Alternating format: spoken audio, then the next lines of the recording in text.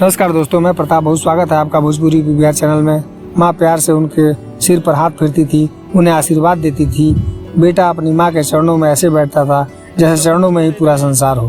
प्रधानमंत्री मोदी जब भी अपनी माँ की बात करते थे, जब भी उनका जिक्र करते थे, तो उनकी बातों से साफ हो जाता था कि हीराबा उनके जीवन में क्या महत्व रखती हैं।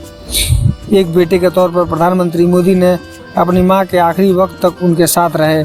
जब हीराबा अस्पताल में भर्ती थी, तब मोदी जी देखने पहुँचे। उनकी तबीयत से जुड़ी पूरी जानकारी प्रधानमंत्री मोदी ले रहे थे। पूरे देश में पूजा पाठ किया जा रहा था, दुआ की जा रही थी कि प्रधानमंत्री मोदी की माँ का जीवन काल थोड़ा और लंबा रहे। लेकिन आज सुबह देश के लिए दुखद खबर आई। एक माँ जिसने अपने पूरे परिवार को बांध कर रखा, वो माँ इतनी मजबूत थी कि उन्होंने एक ऐसे बेटे को जन्म दिया जो केवल देश का प्रधानमंत्री नहीं बल्कि उस व्यक्तित्व से हर कोई प्रभावित हुआ। और प्रधानमंत्री कई मंचों पर इस बात का जिक्र कर चुके हैं कि उनको जो व्यक्तित्व मिला है वो सिर्फ और सिर्फ उनकी माँ का छाप है।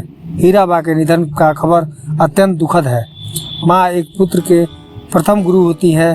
बड़ी बात है कि हीराबा 100 साल की उम्र में भी अपना सारा काम किया करती थी। प्रधानमंत्री मोदी ने अपनी माँ को कंधा दिया। हीराबा के अंतिम संस्कार को बेहद साधारण तरीके से अंतिम विदाई दी गई। कोई इसमें बड़ा सियासी या दिखावे का काम नहीं किया गया। जैसे कोई भी आम आदमी की तरह अपनी माँ को कंधा देने के लिए पहुंच गए पीएम मोदी। जब भी गुजरात दौरे पर जाते थे या अपनी माँ के जन्मदिन के मौके पर भी उनसे मिलने जरूर जाया करते थे और माँ बेटे एक साथ देर तक बैठकर बातें करते थे।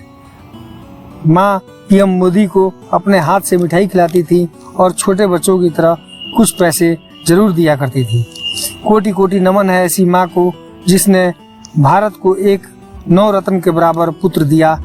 देश को हर आदमी अपनी अपनी जगह से आपको अंतिम विदाई दे रहा है। दोस्तों, वीडियो को लाइक करें, चैनल पर है तो सब्सक्राइब जरूर करें, क्योंकि ऐसा खबर सबसे पहले हम लेकर आते हैं।